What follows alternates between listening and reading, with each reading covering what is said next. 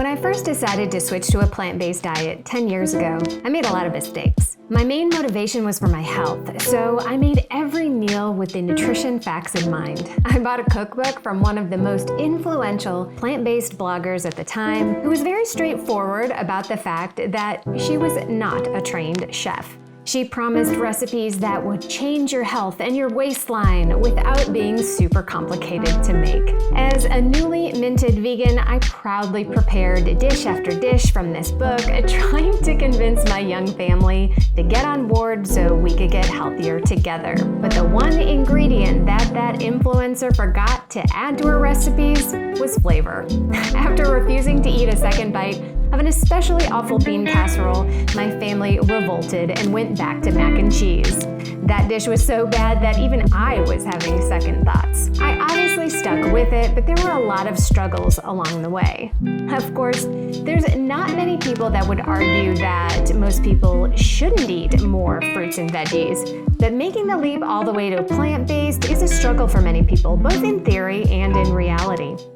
Athletes are especially in tune to how nutrition affects performance, and we all want to make sure we do it right. And I've got to be completely honest with you, going 100% plant-based can come with some challenges. So if you have shifted to eating more plants, whether it's 100%, 90%, or some other portion, how can you avoid some of the pitfalls and be sure that it's really a better choice? Welcome to The Planted Runner. I'm Coach Claire Barthalic, and my mission is to help you improve your running, your mindset, and your life with science-backed training and plant-based nutrition. I've brought on plant-based registered dietitian Ashley Kitchens to explain how. You'll learn the common ways plant-based diets fail, how to avoid them, what you need to know to truly thrive on a plant-based diet, especially as a runner, and why you might want to skip the labels altogether and learn to tap into what your body is really asking for. Ashley earned her Master's of Public Health and Nutrition from the University of North Carolina at Chapel Hill. Before that, Ashley grew up on an Angus cattle farm in a small town in Indiana where meat and dairy were a big part of daily life. Unfortunately, so were GI issues, which she solved with a plant-based diet. She helps people who want to transition to a plant-centered way of eating, and she's got a unique, holistic way of doing it. What I love about Ashley is she is the opposite of the stereotypical judgy or preachy vegan. She is warm and calming and wants people to thrive, not stick to some kind of dogma. She's got some great tips that you'll want to know to be sure that you are getting the most out of your nutrition. Be sure to stay tuned all the way to the end of the episode where I'll share another mental strength minute to fortify your mind in 60 seconds or less. And now here's my conversation with Ashley Kitchens. Welcome to The Planted Runner, Ashley. Thank you, Claire. I'm very excited to be here. Well, I am really happy to have you. I am super excited to go into more plant-based nutrition content. So that's why I invited you on as a registered dietitian who is plant-based. So I think, first of all, we need to define some terms to make sure that we are talking about what we think we are talking about. So let's go over the main terms that get thrown around. So vegan, plant-based, plant-centered, plant-curious, vegetarian, all of those good things. What are we talking about here? That's a great question because they all kind of sound alike. And so it's kind of hard to differentiate what is what. So the first one you mentioned, vegan, that is a person who does not eat any food derived from animals. So actual meat, dairy, and any animal byproducts, mostly like honey or eggs, different things like that. And they typically don't use animal products either. So they typically don't buy leather. And a lot of vegans it's more of a lifestyle than a diet. It's attached to their morals. So it's really deeply rooted in them as a person, them as a human being, and how they want to live. And then plant-based. So this is I would say more of like a loose term. There's no clear, like hard definition for plant-based. And I really feel like it's up to the person to kind of define what plant-based is for them when they're kind of on their plant-based journey. So I would say plant-based is more of a diet consisting very largely or very heavily on foods derived from plants. So it could be 100% plant-based, or it could be primarily plant-based with maybe some meat and dairy here and there. That's my opinion, and that's sort of what I've read. I don't know if you've heard anything different, but I think it gives. No, that's what I've heard. Yeah. Yeah. It gives a little flexibility to the person who is plant-based. That's what they're looking for. And then vegetarian, that's a person who doesn't eat meat, including fish. Some people don't categorize fish as meat, but so just to be specific there, we're including fish as well. And then sometimes other animal products for like moral or religious reasons. Yeah, got it. So I think that is where it gets confusing with the plant-based, because I call myself plant-based. Sometimes I say vegan just because it's easier and it's quicker to say, yeah, I'm vegan. But technically I am not vegan. I am plant-based because of health reasons and the way it fits my lifestyle. I'm happy that it helps the animals. I'm happy that it helps the planet. But I try to stick to whole foods, because you can be a vegan and live on, Coca-Cola and potato chips and Oreo cookies. Yep. So that's not my style of eating, right? Sure. Yep. Absolutely. That makes sense. Yeah. Actually, someone asked me like, well, what do you call yourself when people ask? And I typically say like vegan is just, like you said, really easy and people seem to understand what that is. But sometimes I'll say I'm a plant-based vegan because you're right. There's so much overlap. And like I went plant-based for my health, but I've learned so much along this journey that it ties into veganism as well. So absolutely. Absolutely. So I really get a lot of questions from people who say, oh, I want to be plant-based, or I tried being plant-based, but it's too hard, or I'm struggling. I don't know what to do. And I would love to really get into this topic is how do you actually do it? How do you make it convenient? How do you normalize it? How do you, start? What's a good place to start if you think, hey, I want to go plant-based, or hey, I just want to incorporate more plants into my life? Yes. And if this is you listening, I can absolutely relate. And I think a lot of people can relate who've gone plant-based, who've gone vegan. I was raised on an Angus cattle farm. And so it was so hard, Claire, for me to picture ever living a life without meat. I mean, it wasn't part of like how I grew up and part of my culture. So, which is the same for a lot of people. And so when you are wanting to embark on this journey, it can feel really overwhelming, or like, it's like, where do I begin? Where do I start? Because there are so many places or so many steps that you can take, especially in the beginning. One thing that I recommend, especially in the beginning, and I think this can be one of the most challenging things, is not comparing yourself to other people's journey, because it can feel even more overwhelming when you're like, well, I could do it like this person, or I could do it like that person. But really, it's what aligns best with you, especially when you're starting out. And when you're comparing your beginning to someone else's middle, maybe they've been plant-based vegan for 10 years or even 5 years. That's a really big difference. You learn a lot, especially when you're just starting out. And so looking to other people for inspiration is a wonderful thing, but when it becomes detrimental, or when it maybe is paralyzing you from moving forward, then that can become problematic. So that's one of the main things that I recommend, especially in the beginning, is really just trying to hone in on your specific journey, why you're doing this, why you're setting out to do this in the first place. I think, most of the people listening to the show are runners, they're athletes, they eat differently already than the standard Americans for the most part. So there are certainly, even if you're not plant-based, there are certain things that you need to do as an athlete with your nutrition. So can you talk about that a little bit, about what's different about an athlete's plant-based diet versus just somebody who really isn't that active? Well, one, you're probably eating more. And you have to just kind of pay attention to what it is that you're putting into your body, because you want to make sure, especially when you're a runner, you want to make sure you're recovering well. You want to make sure you're able to sleep soundly. You want to make sure you're getting enough calories and macros and micros to fuel your runs and your performance. There's so many things that are different than maybe the standard American or someone who's maybe a bit more sedentary. Especially if you are a runner, there's just a lot more things maybe to think about, because you want to perform at a high level. I mean, that's why you're doing what you're doing, or you want to be able to actually go out and enjoy, going for a 10, 20 mile run. And you're not going to be able to do that if you're not fueling your body properly.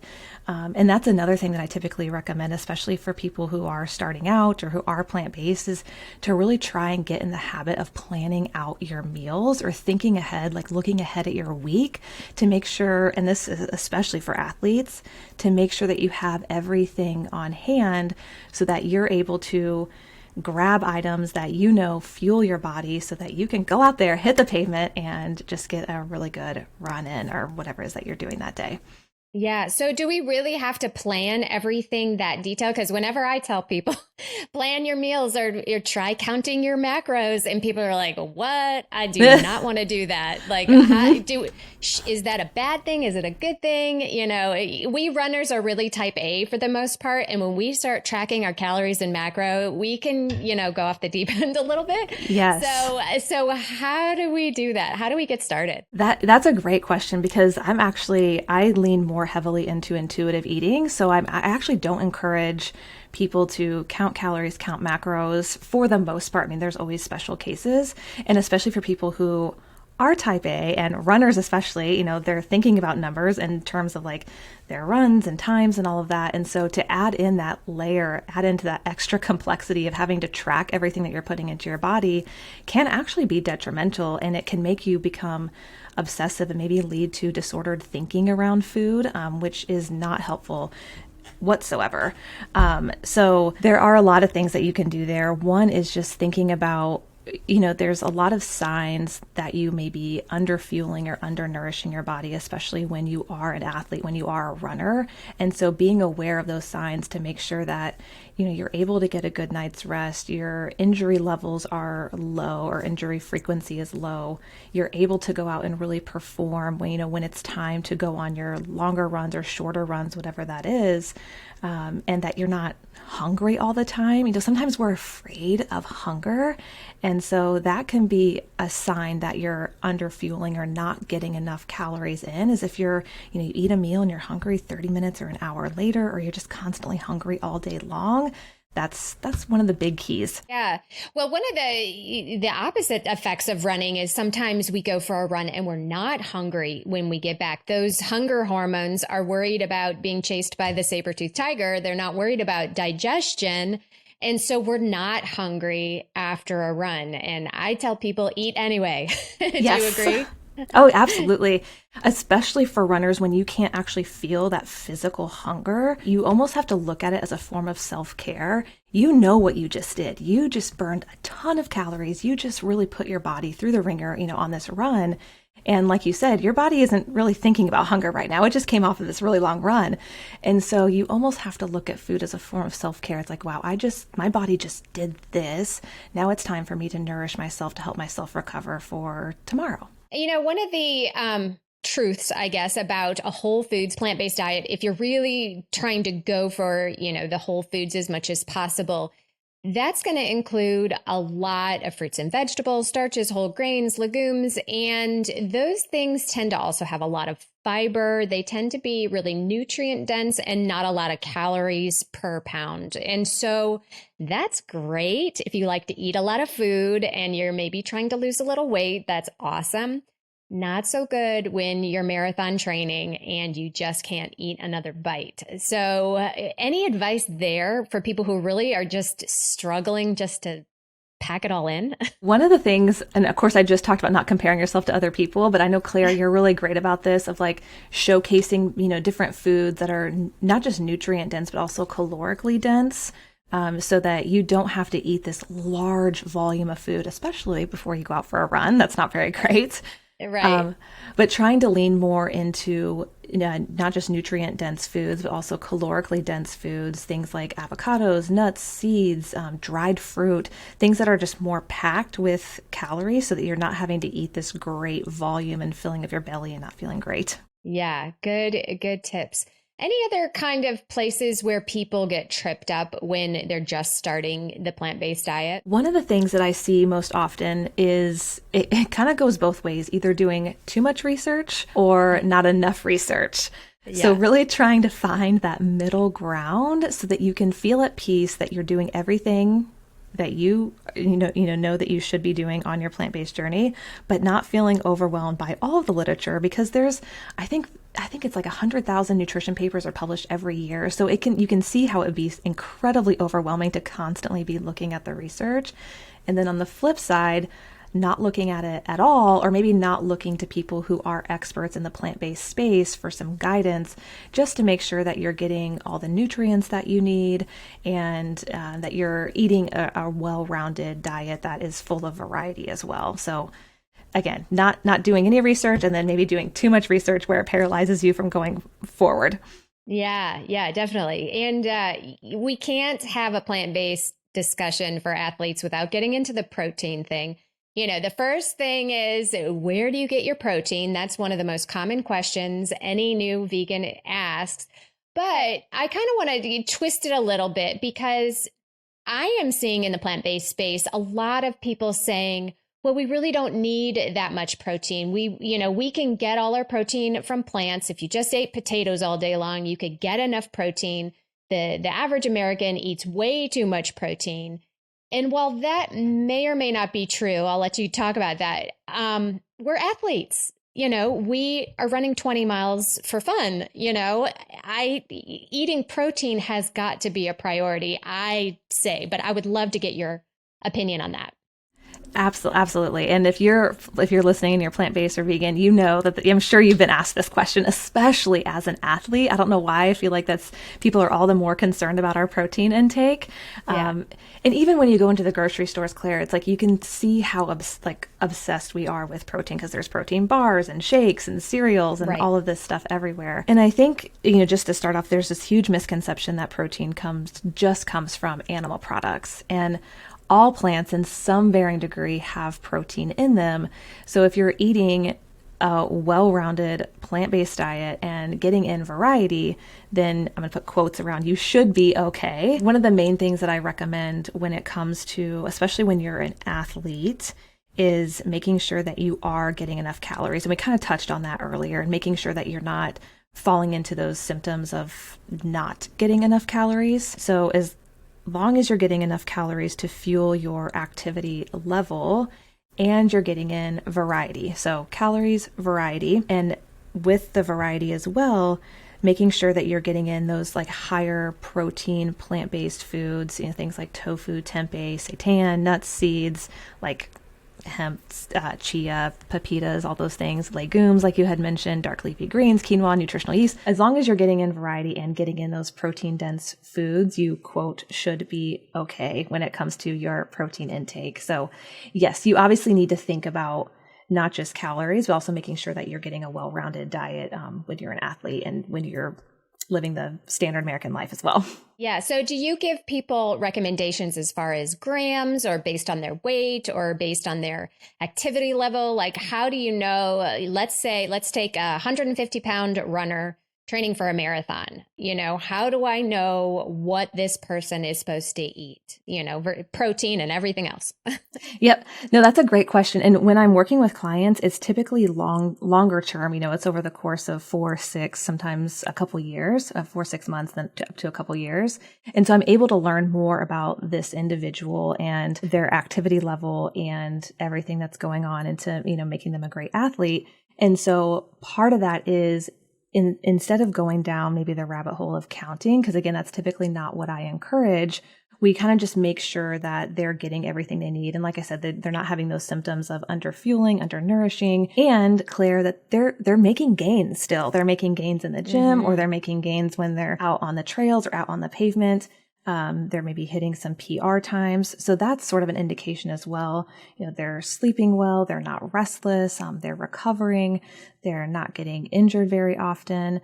They feel like their energy levels are fairly stable throughout the day. So those types of things are more of what I look at than actually looking at every single gram that's going into their mouth. That's great. I think though, it becomes super challenging because we think, oh, okay, my food is totally on track, but I'm stressed out at work. I'm fighting with my spouse. I'm going through menopause, so I can't sleep.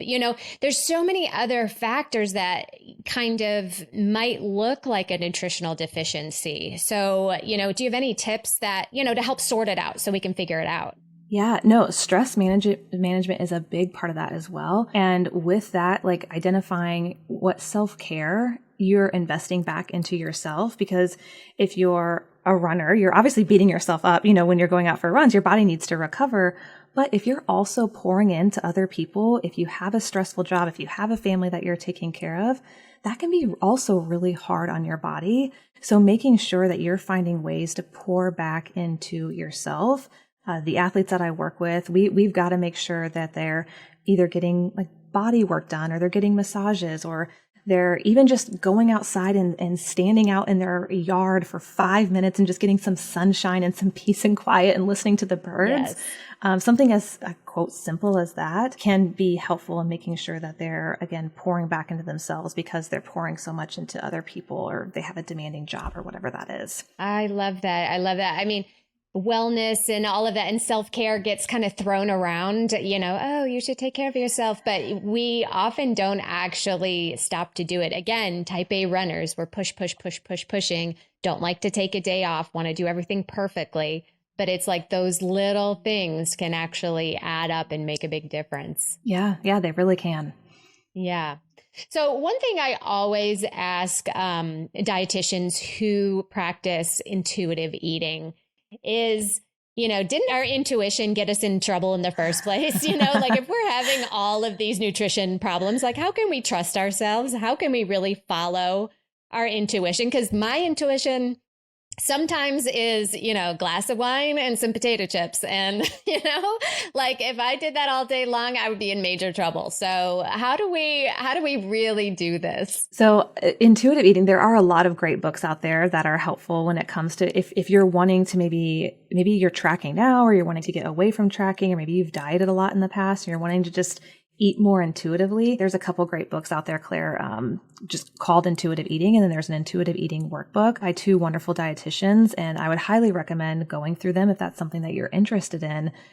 But what intuitive eating is it's a framework that basically helps you tune out all of this external messaging. And it's kind of parallels with plant-based eating, especially in the beginning.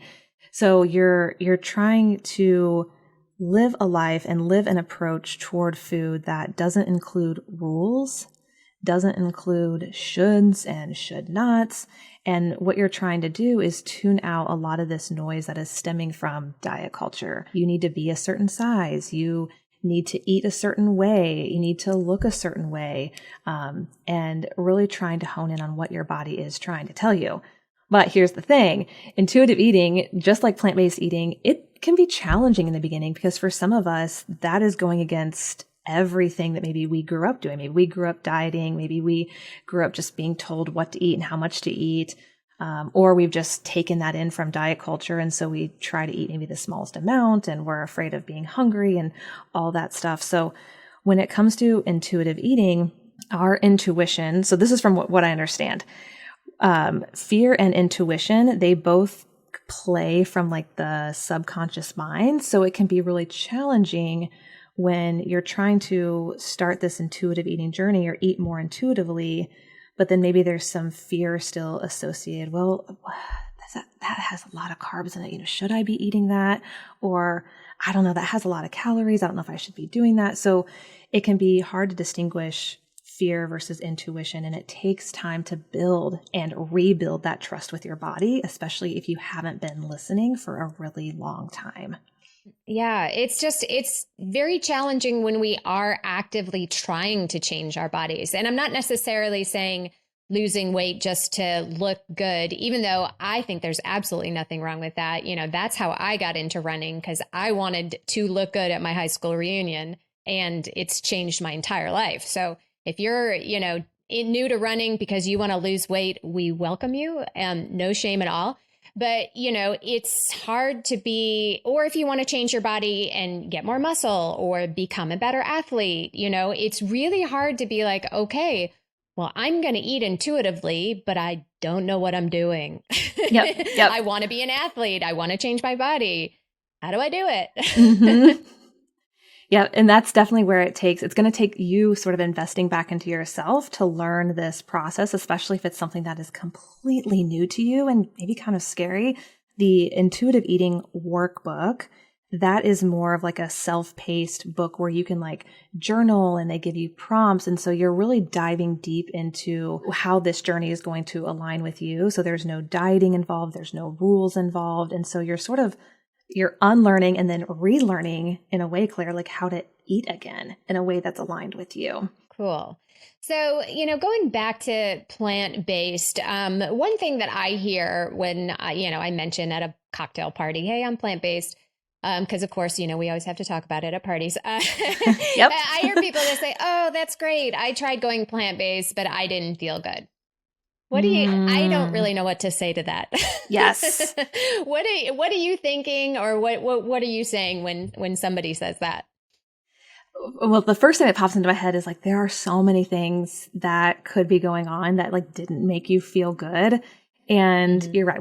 Claire, we have to talk about being plant-based. So one of the first things that I think about is I wonder if you were maybe just not eating enough food. Because that is a big thing that I see, especially with athletes, is because plant-based eating, and you were talking about this earlier, Claire, because plant-based eating it's less calorically dense foods. If you eat the exact same quantity as you did when you were eating the standard American diet, you are 100% not going to be getting enough calories. Because again, the foods that you're eating are just less calorically dense. So that's the first thing that I think of is like, I wonder if you were eating enough, because if you weren't feeling good, there might be something else going on. And I think for a lot of us, and Claire, I'm sure you've heard this before. It's like someone's friends, cousins, aunts, whoever, went plant-based or went vegan and they got sick and lost their hair and, they think it's the worst thing ever. Yeah. So another thing I think about is that, especially if you go vegan or plant-based overnight, cold turkey, our bodies, even though they're capable of handling that, they're not meant for radical change. So if you do it like within 24 hours, for some people, this can be a huge deterrent because you could experience either diarrhea or constipation or like some sort of GI distress, like bloating. You might break out, your skin might break out. And so you might have difficulty sleeping. And so because of this sort of shock to the system, that could be a huge deterrent for someone who's going plant-based as well. And then, of course, there's supplements and things like that maybe there's some things going on there. My brain probably goes a million miles a minute of like, when someone says it, I'm like, I feel like I could problem solve this for you, maybe. Right, exactly. Well, you brought up supplements, and I was going to bring that up too. What are the key things that we need to know about supplements and the plant-based diet, both for everybody and especially for endurance athletes? Yes. So with plant-based eating, especially, the number one thing that I recommend as a plant-based dietitian, and this is for anyone who's vegan, vegetarian, plant-based, is to supplement with a vitamin B12 supplement. And the reason I recommend a supplement when it comes to vitamin B12 is because it's just the most reliable source of vitamin B12. When you are not supplementing, you just have to be very, very strategic in making sure that you're getting several servings of vitamin B12 fortified foods, so that you are hitting that requirement. And also, vitamin B12 is the symptoms that are associated with deficiencies can be irreversible. And so you just want to make sure that you're getting enough vitamin B12. That's the number one. What are some of those symptoms? Let's just run over those. So typically it has to do with like the brain, which is not great. So when we talk about irreversible damage, are things that you are not going to want to have to deal with. And Claire, I'm totally blanking on what those are now. So, well, it can affect our fatigue levels too. Oh, is absolutely. What I heard too. Yeah. Yes. Yeah. Yeah. And honestly, that is one reason why I stopped making my own nut milks. I used to make it in the blender and, isn't it? I'm being healthy and I don't need all those additives that are in store-bought plant milks. But now forget about that nonsense. First of all, I don't have time anymore. But secondly is because I want the fortification. I want the calcium. I want the B12. I mean, I do take a B12 supplement, but my kids, they forget to do that. So they're drinking milk in their cereal and smoothies, and like, yay, fortified foods is the way I look at it. Absolutely. Yeah, they're so wonderful, especially for plant-based eaters, like you said, with things like vitamin B12 and even plant milks that are fortified with calcium and vitamin D. I mean, those are great sources of nutrients, especially if you're consuming those things or eating those things in your diet. Yeah. Anything else that we should be supplementing with? So when it comes to other supplements, I typically recommend supplements based off of lab values or anything else that's going on as I'm learning, more about this client. The most common ones that I recommend are vitamin D.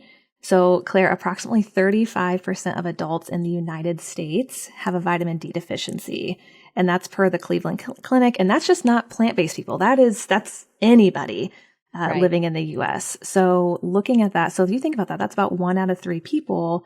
So that's a pretty high percentage that you might be deficient. And that can have an impact on your energy levels and your performance. And so making sure that you have a within normal limit vitamin D level can be really helpful. Another thing that I recommend, Claire, is what most often is an iron supplement. And this especially goes for people who have periods, or if you are a runner, or if you have a heavier flow during your cycle. This is something that can be really important to supplement with. It's the most widespread nutrient deficiency worldwide, according to the World Health Organization. So just something to be kind of aware of, especially when you are getting your labs drawn, making sure that you're getting your iron levels drawn as well, especially if you're an athlete. Because again, this goes back to iron is helpful with carrying oxygen in your blood, and it's helpful for fatigue. And so making sure that your iron levels are within normal limits is helpful. Yes, absolutely. And it's not just for women. Men can be deficient too. Yeah. But the tricky part with iron is that some people process it differently, and it can be toxic in high doses. So we can't just say, everybody go take an iron supplement. That's not a good idea. Yes, absolutely. Yeah. B12 is one thing, but when it comes to vitamin D, iron, even omega-3s, just making sure that you're getting your labs done, so that you see, just to see if you need to supplement. And the same with iron too. There's irons out there that are more, if you have trouble digesting iron, or if it leads to constipation, which sometimes it does, or causes GI stress, there are gentler forms of iron out there. So if that's you, then there are some great supplements out there for you as well. Yeah, but definitely get those labs done first, for sure. Socially is one thing that I would like to talk about, that plant-based eating can be a little tricky. It's getting way easier now, of course, because, more people are at least aware of it, and it's not quite so hippy dippy weirdo kind of stuff. But, with the holidays coming up, Thanksgiving, you got grandpa coming over that wants his turkey, what are some ideas for making it a little less awkward? Oh, yes.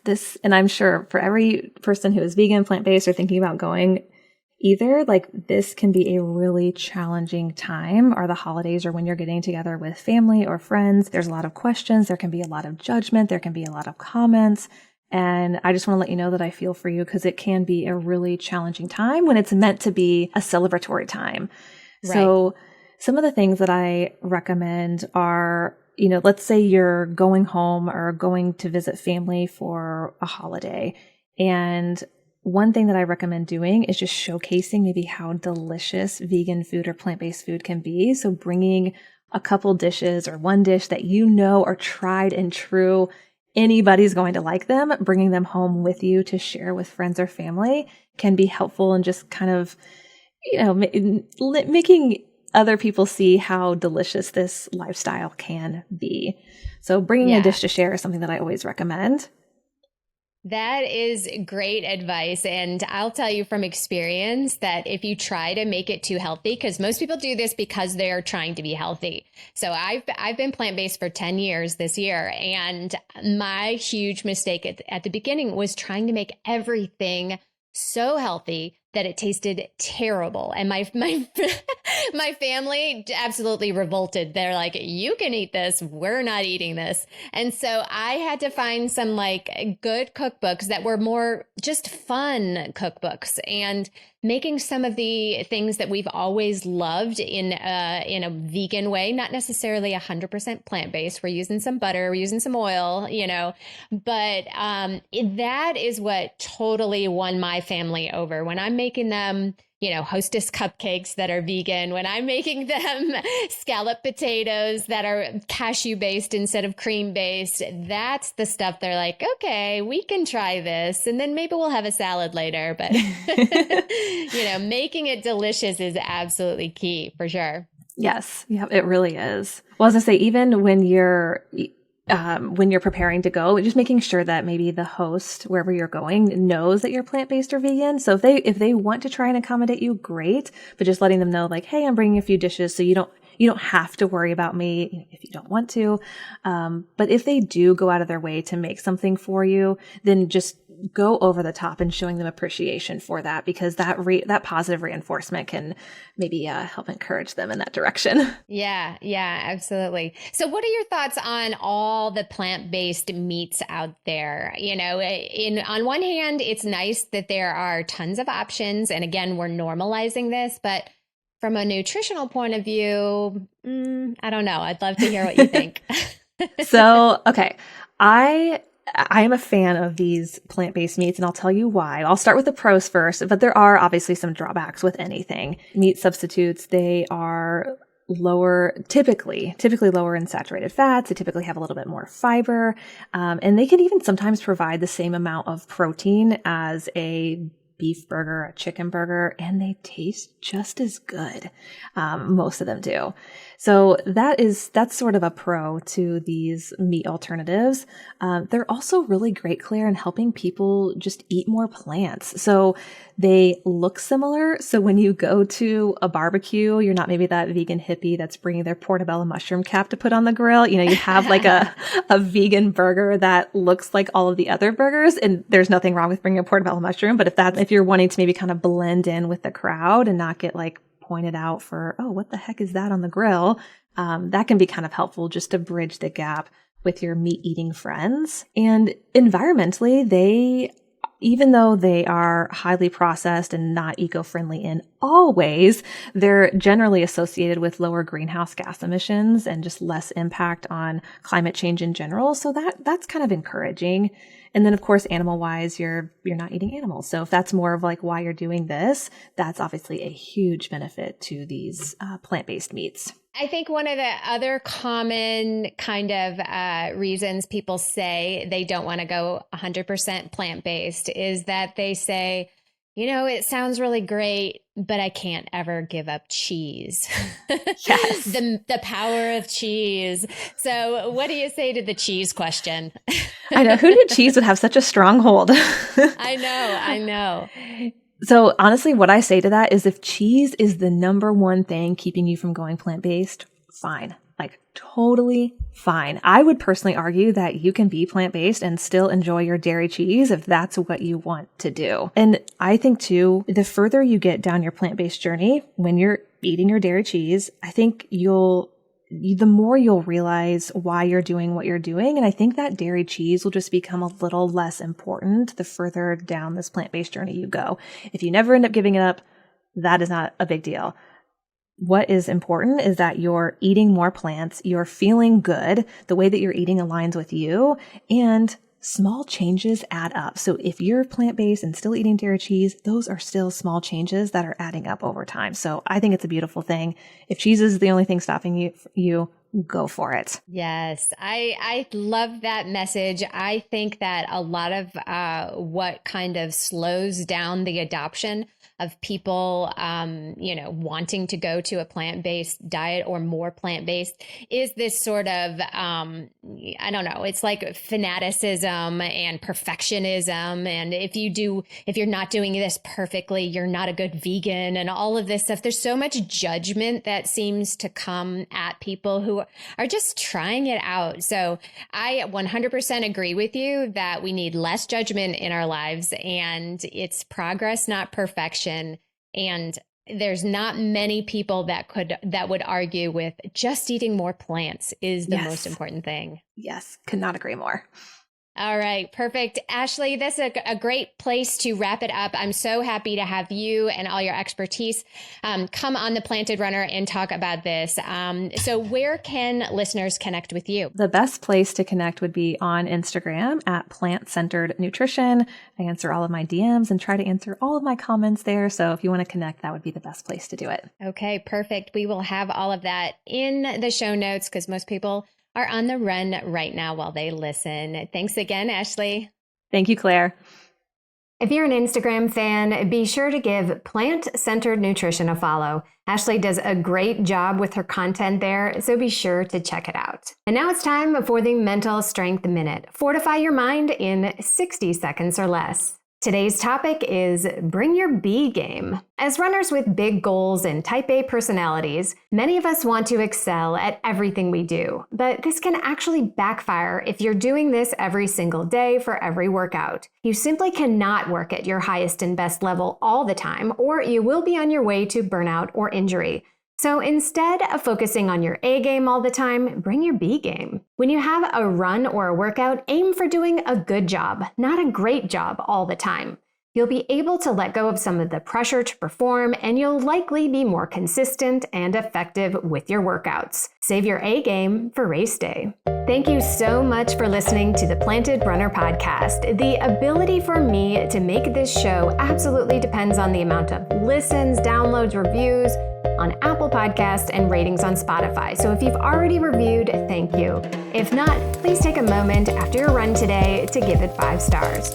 I also want to mention that you can get my free Ultimate Fueling Guide for Runners when you sign up for my weekly updates, where I share stories and tips that I don't share anywhere else. Join us today at theplantedrunner.com/join. Have a great run today.